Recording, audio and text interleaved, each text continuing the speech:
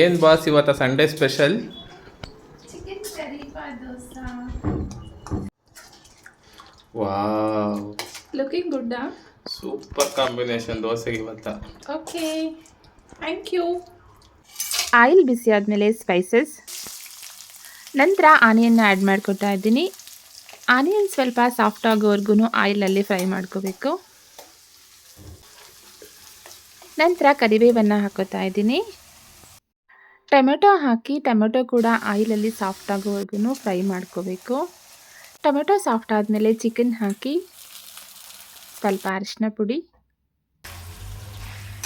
ಶುಂಠಿ ಬೆಳ್ಳುಳ್ಳಿ ಪೇಸ್ಟ್